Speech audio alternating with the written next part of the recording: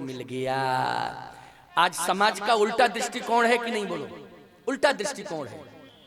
अगर आज का कोई बाप देख लेता बेटी को इस भेष में तो सबसे ज्यादा खरी खोटी सुनाता दशरथ जी को। बोलो सुनाता कि नहीं सुनाता कि मैंने कौन सी कसर की थी, अरे तुम्हारे बेटे को वनवास मिला था, मेरी बेटी को ऐसी कैसी दुर्दशा में भेजा है। बोलो मैंने इतना सब दिया है, कौन कमी कर दी थी? अगर कोई कमी थी तो पहले सूचना तो पहुंचा देते, हम चित्रकूट में पहले से मकान बना के तैयार कर देते, फ्लैट चित्रकूट में बहुत बढ़िया आलीशान बना के तैयार कर देते, पता तो देते, कम से कम जानकारी तो देनी चाहिए थी, जानकारी भी नहीं दी। लेकिन मेरी बेटी की ये दुर्दशा। बोलो खरी खोटी सुनने को मिलती कि नहीं मिलती? खरी खोटी सुनने को मिलती। पता नहीं आए बाएं साएं क्या बकने लगता बाप है। थोड़ी सी त्रुटि हो जाती है व्यवस्था में, अब तुम भी तो अधीर हो जाती हो, पता नहीं क्या स्वभाव है? जरा सी कोई ससुराल में कमी हुई, हेलो पिताजी, अरे राम राम राम, क्या तुम्हारा क्या मानसिकता बन गई, समझ में नहीं आ रहा है। हाय हेलो गलत, बंद करो ये सब हाय हेलो करना। गंभीर बनो, धैर्यवान बनो, समस्याओं से जूझने की कोशिश करो। समस्याएं आएंगी, उन समस्याओं से जूझो, उन समस्याओं को चैलेंज दो और चैलेंज दो। पिता के पास सूचना पहुंचाने की कोई जरूरत नहीं, तुम अपने विवेक से ही उन समस्याओं का समाधान कर लो। पढ़ाने लिखाने का मतलब क्या हुआ? आज तुम्हारे पिता ने तुम्हें पढ़ाने लिखाने में शिक्षा की ऊंचाई तक पहुंचाया, हजारों रुपया करोड़ों रुपया खर्च किया है। इसलिए किया है कि कभी कोई चुनौती आ जाए, कोई समस्या आ जाए तो अपने विवेक से समाधान कर लेना। बेटी मेरे पास सूचना नहीं आनी चाहिए, अपने विवेक से ही समाधान कर लेना। पढ़ाने लिखाने का यही अर्थ होता है कि नहीं होता है, बोलो? और सबसे ज्यादा शिक्षा की क्रांति में बेटियां आगे हैं इस समय, बेटों से ज्यादा आगे कौन है? बेटियां हैं। गलत कह रहा हूं क्या मैं? हमारे देश की बेटियां ऊर्जावान हैं, आज बहुत अच्छे अंकों से पास हो रही हैं बेटियां, नाम कर रही हैं, ऐसी बात नहीं। लेकिन थोड़ी छोटी छोटी बातों पर पता नहीं क्या हो जाता है कि सारी शिक्षा मिट्टी में मिल जाती है। बोलो मिल जाती है कि नहीं? और एक समस्या का पहाड़ खड़ा हो जाता है, छोटी सी समस्या वो पहाड़ बन करके उभर आती है। बोलो आती है कि नहीं आती है? दोनों परिवार प्रभावित हो जाते हैं, पिता का भी परिवार प्रभावित है और पति का भी परिवार प्रभावित हो जाता है। रामायण का मंच आवाहन कर रहा है, मानस की कथा आपको संकेत दे रही है। समस्याओं को चैलेंज दो और उन समस्याओं को नष्ट करने के लिए पूरी शिक्षा की ऊर्जा लगा दो कि ये समस्या हम परिवार में आई है यहीं समाप्त कर देंगे, ना तो समाज तक जाने देंगे इसका संदेश, और ना ससुराल ना मायके तक जाने देंगे। ससुराल की समस्या घर के अंदर ही समाप्त कर देंगे। यही है सीता का चरित्र। ये किसका चरित्र है? भगवती सीता का चरित्र है। सीता याश्चरितम। वाल्मीकि रामायण तो भगवती सीता के चरित्र से प्रारंभ हुई है। क्यों भाई? रामचरितमानस राम के चरित्र से और वाल्मीकि सीता के चरित्र से। साधारण बात नहीं है, आप बहुत बड़ी ताकत है, बहुत बड़ी शक्ति है, बहुत बड़ी ऊर्जा है। ये जो फोन वगैरह मिले हैं, मोबाइल वगैरह मिले हैं, ये तो आपकी समस्या का जो विशेष समस्या आ जाए उसके समाधान के लिए उनका सदुपयोग करना सीखो। दुरुपयोग नहीं, सदुपयोग। अच्छी व्यवस्था है, मैं उस व्यवस्था का विरोध नहीं कर रहा हूं, लेकिन सदुपयोग हो तब ठीक है, दुरुपयोग नहीं होना चाहिए।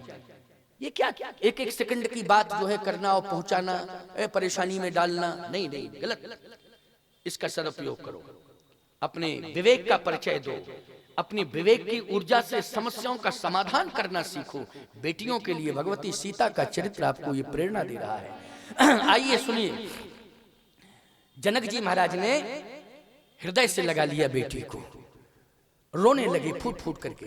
अब मंत्रियों ने सोचा कि गड़बड़ हो जाएगा, अगर ज्यादा जो है रोए तो बेटी की विदाई नहीं हो पाएगी, सीता जी की विदाई में एक अवरोध पैदा हो जाएगा। इसलिए अब करना क्या चाहिए? समझाना चाहिए। तो मंत्री लोग कहने लगे महाराज धैर्य धारण करो, धैर्य धारण करो, धैर्य धारण करो। नारद जी वहां भी पहुंच गए। नारद जी का काम ही है ना ये, वहां नारायण नारायण नारायण। मंत्रियों ने कहा अच्छे आए महात्मा, बहुत बढ़िया है, बहुत बढ़िया है, आपने बहुत अच्छा किया, क्या समझा दो, हमारे राजा को समझा दो। नारद जी ने कहा क्या बात है महाराज, इतने अधीर क्यों हो रहे हो? इतना अधीर ब्रह्मज्ञानी को नहीं होना चाहिए। महाराज जनक ने कहा नारद तुम समय से आ गए हो, मेरी वेदना को ये मंत्री क्या समझेंगे? मेरे मन के रहस्य को ये मंत्री क्या समझेंगे? इनमें इतना ज्ञान है क्या? नारद जी ने कहा बड़े बड़े महात्मा नहीं समझ पाते आपके मर्म को। बोले आप समझोगे नारद, आप समझोगे, क्योंकि आप भक्ति के आचार्य। क्या हो आप? भक्ति के आचार्य हो, इसलिए आप मर्म को समझोगे। अब मेरी वेदना समझ लो। नारद जी की वार्ता जनक जी से हो रही है। क्या वार्ता? क्यों दुख? इसलिए कि मैं कौन हूं? विदेह। नारद जी ने कहा आप विदेह हैं, और बेटी मिली है वैदेही। उर्मिला के साथ वैदेही शब्द नहीं, श्रुतकीर्ति मांडवी के साथ वैदेही शब्द नहीं, केवल सीता जी के साथ जुड़ा है वैदेही। क्यों भाई, जुड़ा है कि नहीं जुड़ा है? जल्दी बोलो। विदेह जनक जी के साथ जुड़ा है और वैदेही सीता जी। विदेह को बेटी मिली है वैदेही, विदेह को बेटी वैदेही मिली हुई है। हे नारद जी, इतने बड़े साम्राज्य की स्वामिनी बनने जा रही है कि जहां अवध राजसुर राजसिंहाही और दशरथ धन लख धनत लजाही। पूरी तैयारी हो चुकी है अयोध्या में कि जैसे ही राम और सीता प्रवेश करें तो सबके उर अभिलाष है, कहे मनाए महेश आप अछत युवराज पद राम देव नरेश। क्यों भाई, यही तैयारी चल रही थी कि नहीं? और एक बात आपको गूढ़ रहस्य बता दें आप वैसे तो आप समझते हैं, सुना भी होगा आपने। जब भगवान राम और सीता जी मंडप के नीचे बैठे थे, भगवान राम और श्री जानकी जी सीता जी मंडप के नीचे बैठी थी, श्री किशोरी जी और राम जी बैठे थे, तो उस समय दशरथ जी ने जब देखा तो बैठे बरासन राम जानकी मुदित मन दशरथ भय। दशरथ जी प्रसन्न हो गए और दशरथ जी ने कहा बस बहुत बढ़िया जोड़ी है, सीता राम मनोहर जोड़ी, दशरथ नंदन जनक किशोरी, बड़ी गजब की जोड़ी है, बहुत गजब की जोड़ी। फिर क्या है? बस अब मैं निश्चिंत हो गया। क्या निश्चिंता आ गई? बोले जैसे ही राम सीता पहुंचेंगे तुरंत राज्य समर्पित, राजा राम जानकी। अब राजा रानी दोनों मिल गए हैं अयोध्या को। दशरथ जी बोले दोनों अयोध्या को मिल गए। राजा अभी तो केवल राजकुमार मिला था, लेकिन अब वास्तव में राजा भी मिल गया और रानी भी मिल गई है। अब तुरंत जो है पूरा साम्राज्य सौंप दूंगा। जनक जी इस भाव को समझ गए। बोलो समझ गए कि नहीं? कि मेरी बेटी जैसे ही जाएगी तैसे ही क्या बनेगी? महारानी। क्या बनेगी? महारानी। अच्छा एक बात बताओ, खजाना कैसा है? बोले देवराज इंद्र लज्जित हो रहा है खजाने को देख के। ऐसा खजाना, बोले संसार में ऐसा खजाना है ही नहीं कहीं जैसा। अयोध्या में इतने बड़े खजाने की ये मेरी बेटी वैदेही स्वामिनी बनने जा रही है। क्या बनने जा रही है? स्वामिनी बनने जा रही है। तो चिंता किस बात की है? चिंता इसी बात की है कि मैं सिद्धांतवादी हूं और मेरी संतान भी सिद्धांतवादी है। लेकिन जब सुविधा अधिक मिलने लगती है तो सिद्धांत पर टिप्पणी होने लगती है। क्यों भाई, होने लगती है कि नहीं होने लगती? जल्दी बताओ। जब सुविधा जो है अधिक मिलने लगे तो सिद्धांत पर क्या होने लगती है? टिप्पणी होने लगती है। इतनी सुविधा मिलने वाली है कि पलंग पीठ तज गोद हिंडोरा, सीना दीन पग अवन कठोरा। लेकिन अयोध्या में जब पहुंचेगी तो डिसीजन बदल जाएगा। क्या डिसीजन होगा? डिसीजन ये होगा कि बधू लड़किनी पर घर आई, राखो नयन पलक की नाई। राखो नयन पलक की नहीं। अब बताओ ईमानदारी से, ये पलक की तरह जैसे पुतली सुरक्षित रहती है ना नेत्रों के अंदर, ऐसे सुरक्षित रखना है तो ये सिद्धांत है कि सुविधा है? जल्दी बोलो, है सुविधा कि नहीं? क्या है? ये सुविधा है। अच्छा और कैसे रखना है? दशरथ जी ने कहा सुनो, ये जनक जी पूर्वाभ्यास हो गया, जनक जी को पूर्वानुमान है, समझ गए कि ऐसा ही होना है। अच्छा फिर आगे और विशेषता क्या? बोले जियन मूर जिम जुगवत रहे और दीप बात नहीं टारन कह। अब बताओ भैया, दीपक की बाती को भी टारने को मत कहना बहू को। ये दीपक की बाती को टारने के लिए बोले ये भी मत कहना। दशरथ जी कह रहे, किससे कह रहे? कौशल्या से कह रहे। अब बोलो इसका संबंध सुविधा से है कि सिद्धांत से? जल्दी बोलो। जनक जी समझ रहे हैं और मन ही मन रो रहे जनक जी। मन ही मन क्या रो रहे? सीता जी को देख करके तो और रोने लगे। और इसलिए रो रहे हैं कि अब तो मेरी बेटी इतनी सुविधा में जाने वाली है और सुविधा का साम्राज्य की स्वामिनी बनने वाली है मेरी बेटी, जहां दीपक की बाती टालने तक के लिए नहीं कहा जाएगा। जनक कहीं सुविधा में सिद्धांत पर प्रश्न न लग जाए, बदनामी तो जनक को मिलेगी कि इतने बड़े ब्रह्मज्ञानी सिद्धांतवादी थे और बेटी को सुविधा भोगी बना दिया तुमने। यही संस्कार। आज मैं ये सोच रहा हूं, चिंतन कर रहा हूं नारद जी, कि अवधपुर में जाकर के इतनी सुविधा मिलने वाली है, इतने साम्राज्य की स्वामिनी बनने वाली है मेरी बेटी, कि कहीं ऐसा न हो कि सुविधा के चक्कर में सिद्धांत पर टिप्पणी लग जाए और उसका खामियाजा किसे भुगतना पड़ेगा? जनक को। चर्चा किसकी होगी? जनक की होगी। जनक की बेटी है ये किसकी बेटी है? जनक की बेटी है। नारद जी ने कहा कि धैर्य धारण करो, धैर्य धारण करो। जनक तुम्हारा त्याग और प्रयास और परिश्रम व्यर्थ नहीं जाएगा। नारद जी कह रहे हैं व्यर्थ नहीं जाएगा, लेकिन धैर्य धारण करो, रोने की जरूरत नहीं है। जनक जी बोले चिंता का विषय बना हुआ है यही। तो किसके कारण रो रहे हैं? मोह के कारण नहीं रो रहे हैं, सिद्धांत के कारण। किसके कारण रो रहे हैं? जल्दी बोलो। सिद्धांत के कारण रो रहे हैं। लेकिन अब आप देखें, गजब की बात यह है, जैसे ही अच्छा एक और स्थिति जुड़ गई। क्या?